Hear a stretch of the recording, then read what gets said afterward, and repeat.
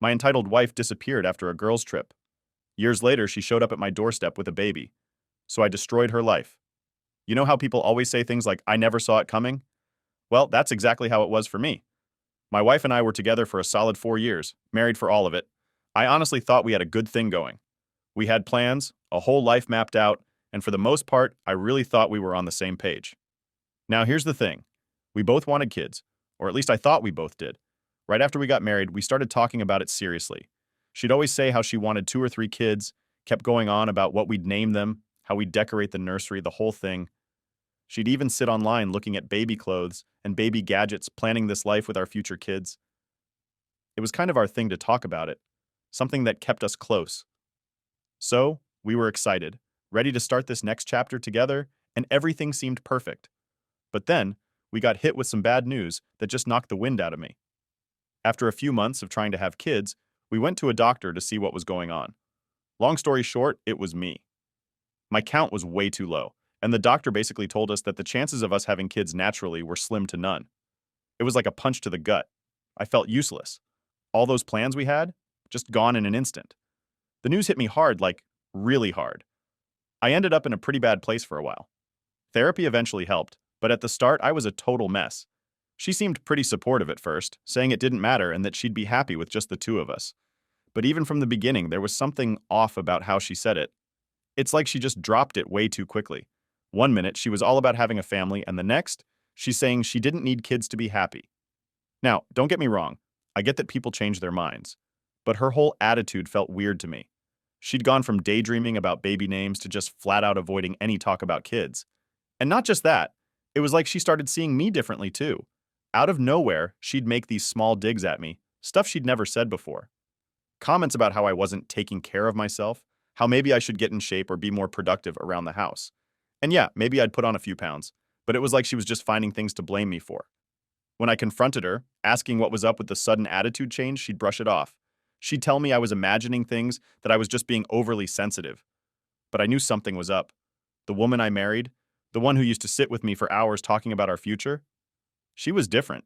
She wasn't mean exactly, but there was this coldness, like she'd already checked out mentally and was just going through the motions. And over time, I guess I started to believe her when she said everything was fine. I stopped pushing because I didn't want to come across as insecure or needy. Anyway, fast forward a few years and we were just living day by day. We'd fallen into this routine where we barely talked about anything meaningful. It was like we were roommates more than husband and wife. I tried bringing up other options, adoption, surrogacy, but every time she'd shut it down, saying she didn't want to think about it. She'd say, I'm happy as long as we're together. But I never fully bought it. It felt like she was trying to convince herself more than me. Then, out of nowhere, she tells me she wants to go on a girls' trip. Now, it wasn't unusual for her to go on trips with her friends. She'd done it a few times before, and I always supported her. We lived in Brighton, and she'd talk about how she wanted to go to America with her friends for a while. I didn't think twice about it because we'd built up this trust over the years. So, I even helped her pack, made sure she had everything she needed, and dropped her off at the airport. I remember the last thing she said before she left. She turned to me and said, "Thank you for being so supportive." I thought it was a little weird that she'd say that. It's not like I'd done anything special. But she seemed so genuine, so I brushed it off as her just being appreciative. That night, I stayed up so I could call her once she landed, just to make sure everything went smoothly.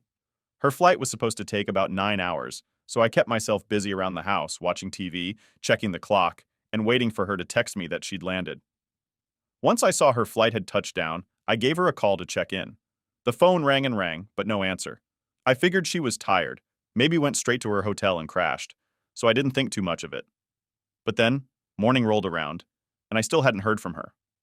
I started feeling this gnawing worry in the pit of my stomach. I tried calling again. Then I sent a few texts, thinking maybe she was just busy or her phone was on silent.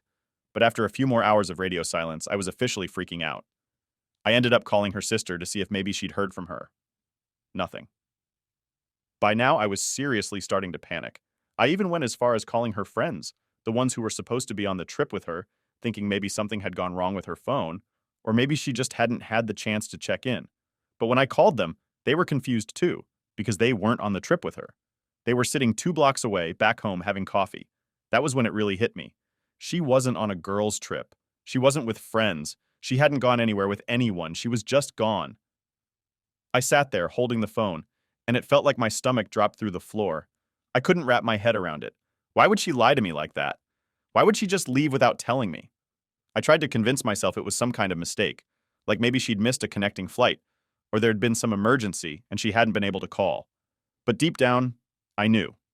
She'd planned this, the whole girls' trip thing, her saying thank you for being supportive. It was all part of whatever she'd been cooking up in her head. I didn't know what to do. I felt like I was living in some nightmare where I couldn't wake up. This wasn't the woman I'd married. This was someone I didn't even recognize. All the pieces started clicking together, the coldness, the way she'd stopped talking about our future, those little jabs about my looks and my health.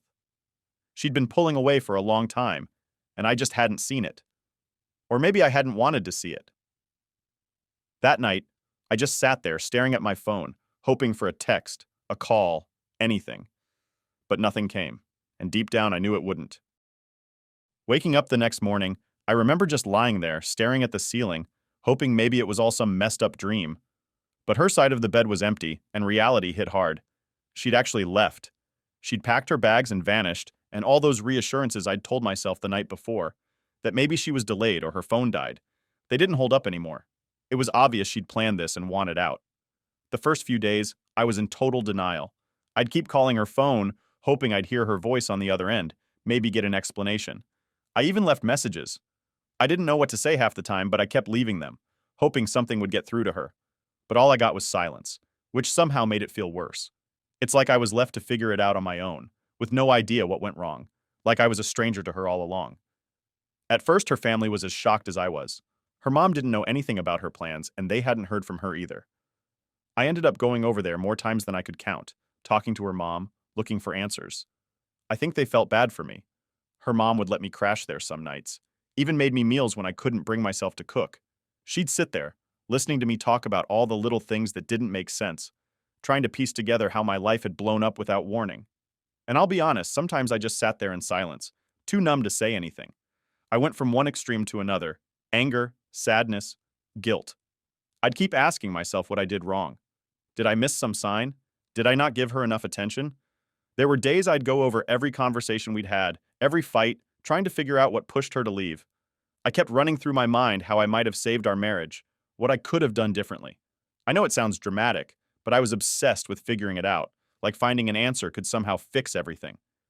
I barely ate, barely slept, and my work started slipping too. People noticed. They'd ask if I was okay, and I'd just shrug it off, say I was dealing with personal stuff. It was embarrassing to admit what had happened, to say out loud that my wife left me without a word. Eventually, I did tell a couple of close friends, and they did their best to keep me distracted, dragging me out to hang out, trying to get me to move on. But even when I was with them, I'd be in my head, thinking about her, wondering where she was and why I wasn't enough to make her stay. One of the worst parts was the constant questions from people who didn't know. Neighbors, family friends, even old coworkers who'd heard I was married would ask, "How's married life treating you?" And "How's your wife?" Every time it was like ripping off a fresh scab. I didn't have the guts to tell them she'd left, so I'd just smile, say everything was fine. But that lie felt heavier every time I told it. Therapy ended up being the only thing that helped. I'd never gone before, but after a few months of barely functioning, I knew I couldn't handle it on my own anymore. So I found a therapist and started going every week. Talking to someone neutral, someone who didn't know her or me or any of our baggage, it helped. I'd vent about the anger, the betrayal, the hole she'd left in my life. I'd go on about the sleepless nights, how I'd lie awake replaying everything over and over. The therapist helped me see that there was no magic moment that would have kept her here. She made the choice to leave, and that was on her, not me. That was a hard pill to swallow. For the longest time, I felt like there was something wrong with me, that I'd somehow driven her away. But slowly, I started seeing things differently. She'd been cold and distant for a long time, and I'd just ignored it, hoping things would get better on their own. I'd convinced myself that I could hold it all together, that somehow my effort alone was enough to keep our marriage alive. It was painful to accept that it wasn't. As time went on, I started taking small steps to rebuild my life. I'd lost a lot of myself in our marriage, and I hadn't realized it until she left. I'd always been the guy who made an effort, who'd go out of his way to make sure she was happy, to make sure our home life was comfortable. But now, I had all this time on my hands, and I didn't know what to do with it. so I started picking up old hobbies again, stuff I'd forgotten about. I went to the gym, started reading books I'd been putting off, even tried cooking new recipes. Work eventually got better too. At first, I was just going through the motions, barely keeping up with my workload. But as I started feeling more like myself, I put more effort into my job. It was one of the few things that made me feel accomplished, like I still had control over something in my life. I'd always been good at what I did, but now I put my all into it. The extra hours, the focus, it paid off in the form of a promotion that I never would have gotten if I'd been wallowing in self-pity. Still, there were days that hurt. Every once in a while, I'd come across something that reminded me of her, a photo, an old movie ticket stub, little things that brought back memories I'd tried to forget. I'd look at them and wonder what she was doing, if she ever thought about me, if she ever regretted what she did. But those moments started to fade, bit by bit. Each time, I was able to pack away those memories a little quicker, move on a little easier. I also reconnected with friends I hadn't seen much since I got married. We started doing things again, hitting up the golf range, going on hikes, stuff I hadn't done in years. It felt good to have people in my corner, people who weren't part of the mess, who could help me move on without dragging me back into the pain. Looking back, I realized I'd put way too much of myself into that relationship, into being her husband. When she left, it felt like she'd taken a part of me with her, like I'd lost this huge chunk of who I was. But piece by piece, I was finding myself again. It wasn't easy, and it wasn't quick, but I was getting there. By the end of that year, I could finally look in the mirror and see someone who wasn't defined by what she'd done. I was more than just the guy whose wife left him. I'd survived, I'd rebuilt, and I'd come out stronger. For the first time in years, I felt like I could actually live my life without her shadow hanging over me. And honestly, I was proud of that. I thought I'd put everything behind me. Life had finally started feeling normal again, or at least as close to normal as it could get after all that mess. I had my routine down, friends keeping me busy, and work was actually going great. I'd even stopped thinking about her every day. I mean, I still had my moments where some random memory would sneak up on me, but it wasn't like before, where every second of my life was somehow connected to her. So when there was a knock on my door one Saturday morning, she was the last person I expected to see standing there. But there she was, right on my doorstep, holding a baby. I froze.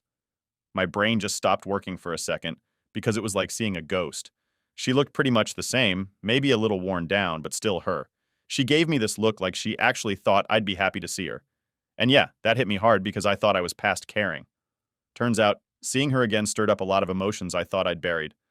I didn't say anything at first. I just stood there, staring.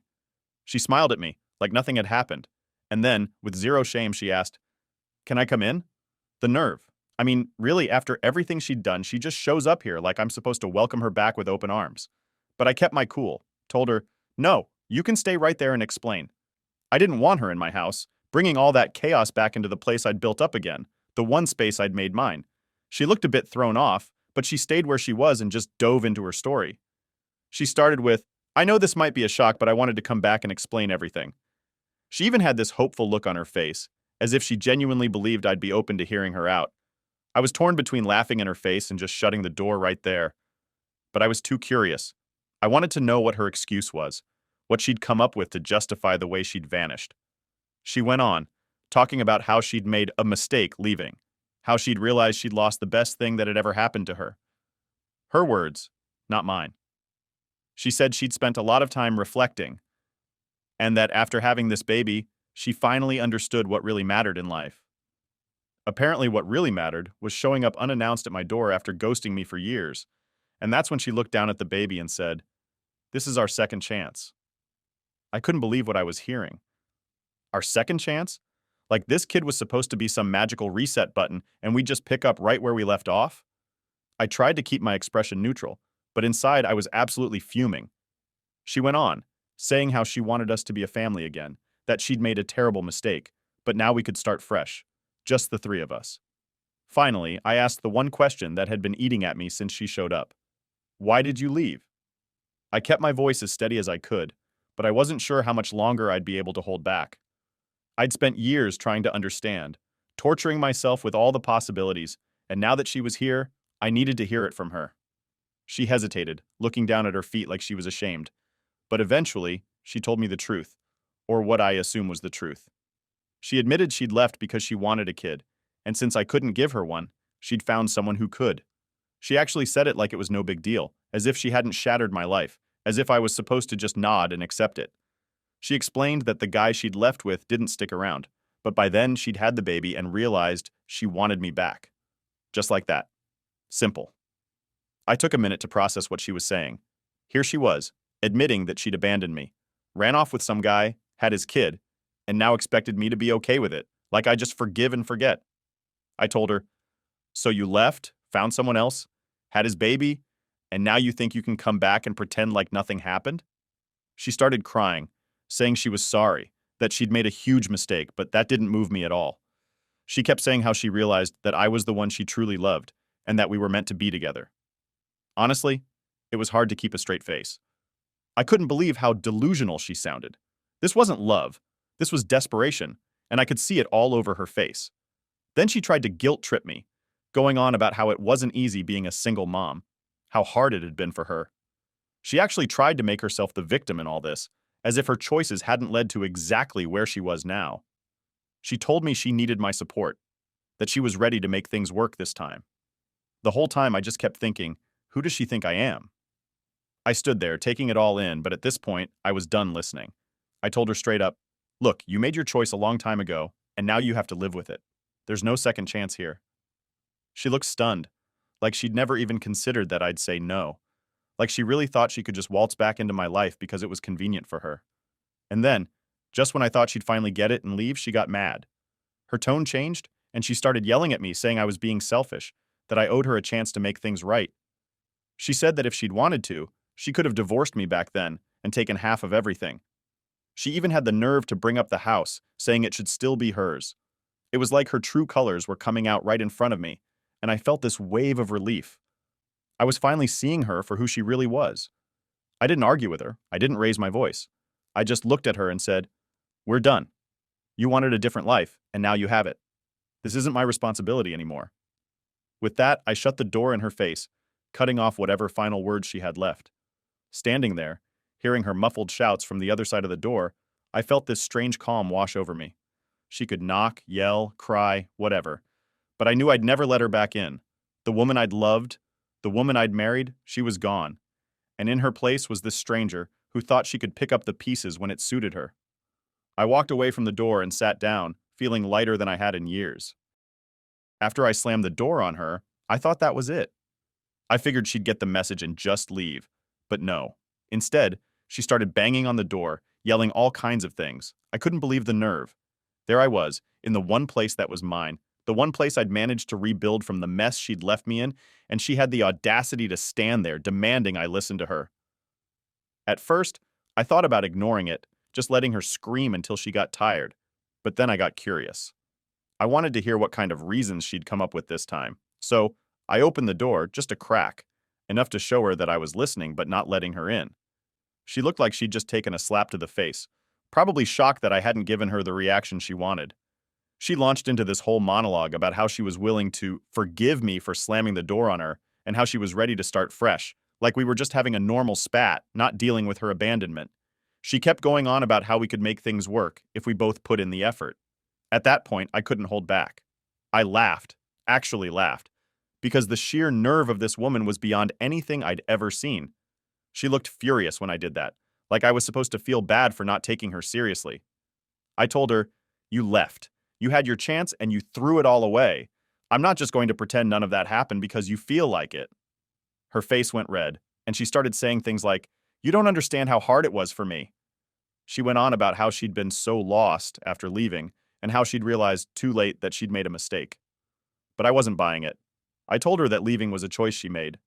She had planned it, lied about it, and then went through with it. Her regret didn't mean anything now. And that's when she snapped. Her whole tone changed. She dropped the sad, remorseful act and started going off on me, saying how I was being unfair, how I didn't have the decency to give her another chance. She actually had the guts to say, if I'd wanted to, I could have taken everything from you back then. I could have taken half of everything you own. I just stood there, amazed. This woman, who'd left me without a word, now thought she was entitled to some kind of reward for not trying to ruin me financially, like she deserved credit for not being as terrible as she could have been. I told her, "So what? Am I supposed to be grateful? Grateful that you only ditched me and didn't take my stuff with you?" She stared at me, her face a mix of anger and something else. Maybe desperation, maybe guilt. But honestly, by that point, I didn't care. I was just done. All those years I'd spent feeling guilty, questioning myself, wondering if I was somehow responsible for her leaving, they melted away right there. I finally saw her for who she was, and it felt like the weight I'd been carrying around was finally lifted. She wasn't done, though. She started pacing on my porch, ranting about how I'd never find anyone like her, and how I'd regret not giving her another chance. She actually tried to make me feel like I was the one who was missing out by not taking her back. It was bizarre. Here she was, the one who destroyed everything we had, acting like I should be begging her to stay. When she saw that I wasn't budging, she got even louder, going on about how I'd forced her to leave in the first place. She claimed that if I'd been more understanding about the whole kid thing, none of this would have happened. Apparently, according to her logic, my inability to give her a child meant I had failed her as a husband, which somehow justified her running off to have one with someone else. The mental gymnastics were impressive, honestly. I couldn't believe she was trying to pin her choices on me. I told her flat out, "Look, if you wanted a kid that badly, you could have told me the truth. You didn't have to lie to my face and pretend everything was fine while planning your exit." She had nothing to say to that, just stared at me like I'd slapped her. But I didn't let her get a word in. I went on, telling her, "You made that choice, all on your own, and now you've got to live with it. That's not my problem." She tried one last angle, switching back to her sad face, asking me to think about the child and how I was being unfair by turning my back on him. She had the kid in her arms, and she actually used him to guilt trip me, like I was the bad guy here. But I wasn't falling for it. I told her, "I don't know that child. I have nothing to do with him. He's not mine, and neither are you." And that was it. I could see the realization finally sinking in for her. She knew I wasn't going to change my mind, that there was no way I'd let her back into my life. I could see the anger fading, replaced by something else, maybe actual regret, maybe just frustration. But it didn't matter to me. She was just a stranger now, a stranger who had tried to walk all over me and expected me to smile and thank her for it. She stood there for a few more seconds, like she was waiting for me to change my mind, to call her back. But I didn't say another word. I just stood there watching her face as it finally dawned on her that I meant every word. Then, without another look, I shut the door. And this time, I didn't wait for her to bang on it again. I knew deep down that I'd made my decision, and there was no going back. I walked away from the door, feeling, I don't know, like I'd finally won. She'd spent so much time thinking she could come back and manipulate her way into my life again, but it was over. I was free. There wasn't going to be a second chance, not for her, not for us. She was just a memory now, one I'd finally put in the past where it belonged. After all those years of guilt and pain, I finally felt like I could breathe again. And you know what? It felt good. The moment I closed that door on her, I felt this strange calm wash over me. I wasn't angry or sad or even shocked anymore. It was like every ounce of energy I'd spent on her for years, all the regret, the guilt, the endless wondering, it just vanished. I'd finally gotten the closure I didn't know I needed, and I was ready to move forward. It was over. For real, this time. But of course, things didn't end as cleanly as I'd hoped. A few days later, I got a text from her mom. She was apologizing, saying she was ashamed of how her daughter had handled everything and that she'd tried to talk some sense into her. But obviously, it hadn't worked. Her mom was a good person. She'd helped me out a lot after her daughter left, and I could tell she was genuinely upset about the whole thing. I didn't hold anything against her, but I wasn't interested in being roped back into that mess. I just replied with a polite, "Thanks for checking in," and left it at that. I wasn't going to give her mom any more details, and I wasn't going to waste time explaining my decision. She understood enough to know it was over. Over the next few weeks, I heard bits and pieces through mutual friends and social media. Apparently, she'd gone back to living with her parents, and it wasn't going smoothly. The guy she'd left me for, the kid's father, wasn't involved at all. He'd completely bailed. I guess he hadn't signed up for the long haul, and now she was stuck figuring it out on her own. She'd pretty much burned every bridge, so there weren't many people willing to lend a hand. Her old friends, the ones who were on my side when she first disappeared, had no sympathy for her. They'd all moved on and weren't too keen on getting dragged back into her drama. Can't blame them.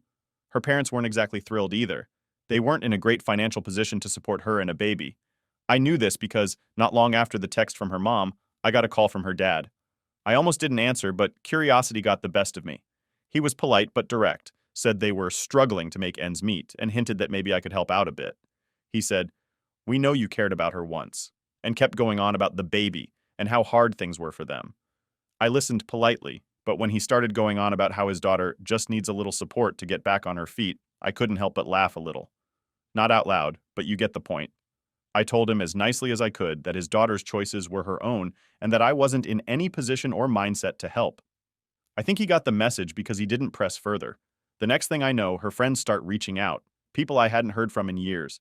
A few tried the guilt angle, saying she was going through a rough time and that maybe I could find it in my heart to give her another chance.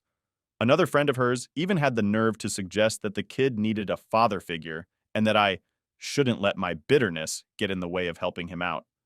But I stood my ground.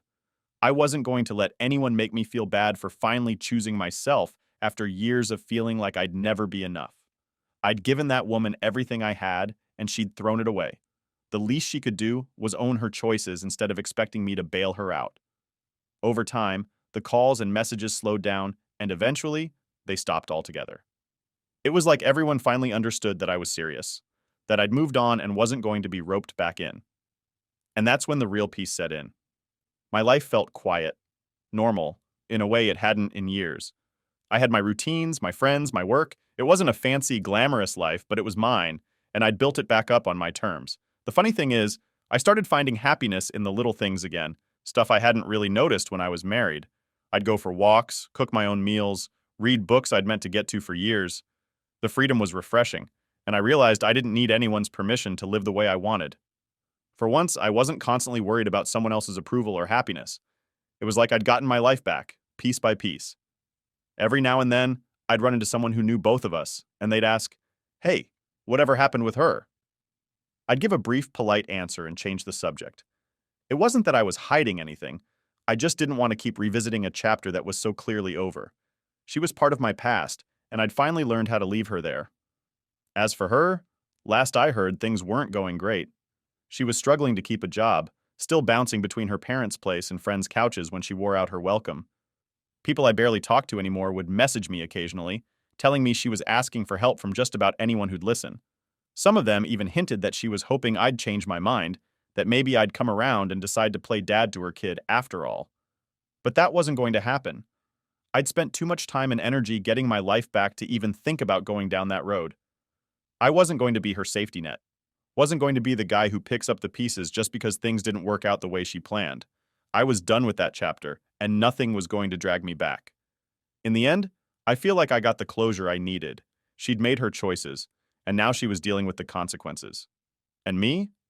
I finally felt free, truly, genuinely free, in a way I hadn't felt since the day she left. I was done letting her shadow hang over my life.